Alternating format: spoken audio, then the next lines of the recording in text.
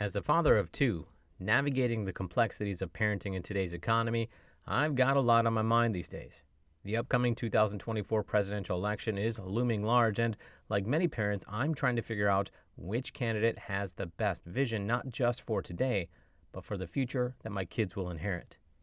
One issue that hits close to home, quite literally, is the increasingly tough housing market that's making it almost impossible for young adults, like my future kids, to purchase a home or afford a mortgage.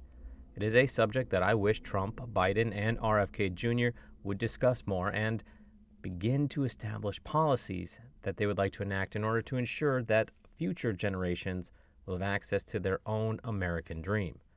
Let's face it, buying a house isn't what it used to be. When I speak to a friend or a colleague, the story is the same: skyrocketing home prices, bidding wars, and a feeling of helplessness amongst many young adults trying to enter the housing market.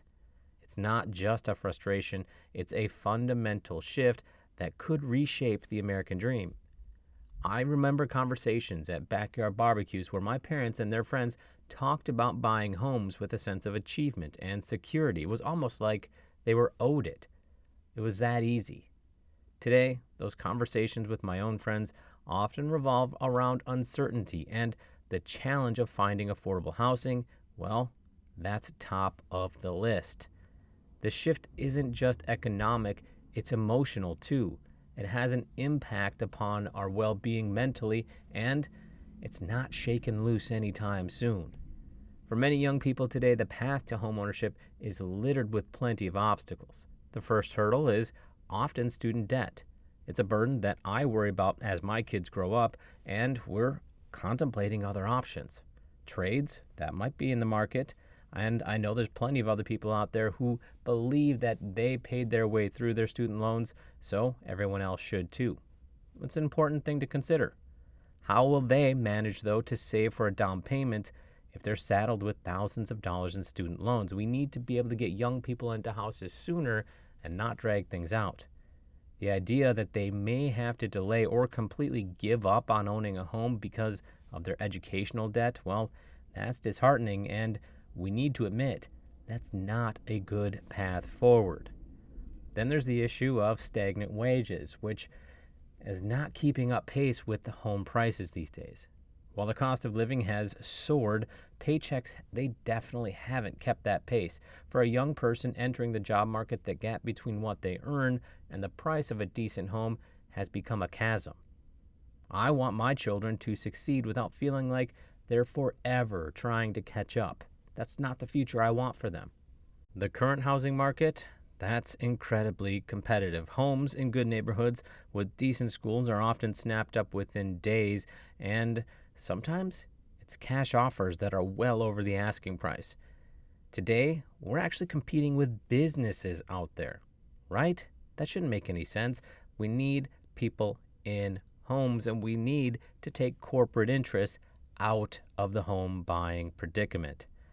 This kind of market frenzy makes it difficult for the first-time homebuyers who need traditional mortgages to stand a chance, build equity, retire eventually. These are all necessary. So as I look forward to the election that's coming up soon, I'm paying close attention to how each candidate plans to address this issue. Are they talking about practical, innovative solutions that make housing more accessible? Are they proposing ways to alleviate the burden of student loans? What are their plans to ensure that wages can meet the cost of living? I want leaders who aren't just aware of these challenges but are actively working to create policies that will lead to real change. It's not enough to acknowledge the problem and just sit back. We need action. This might mean incentivizing the construction of affordable housing, revising zoning laws that restrict new developments, or creating programs that help young adults save for down payments. Another aspect that I'm deeply interested in is how candidates view the future job market and economic growth. With many jobs becoming more adaptable to remote work, there's potential to relieve some housing market pressure by making less densely populated areas more viable. This could open up new opportunities for homeownership away from traditional hotspots as well. And let's not forget about the interest rates. They play a huge role in how affordable a mortgage can be. The policies set forth by the next president will influence these rates immensely, and subsequently, that will impact the housing market.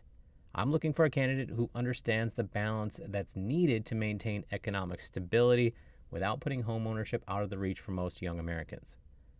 As I discuss these issues with my family and mull them over at the dinner table, it's not just theoretical. It's about the kind of life that my children will be able to build.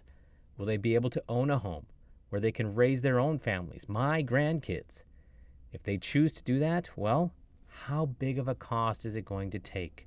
Will they be burdened by an economy that values profit over people? These are not easy questions, and they won't be answered overnight. But they are essential questions that need to be at the heart of our political discourse.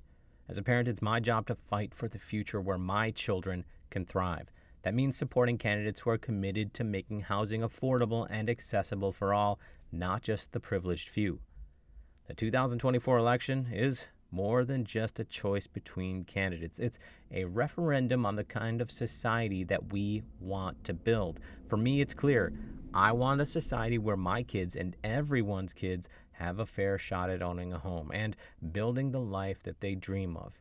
As I head to the polls, these are considerations that will be guiding my vote.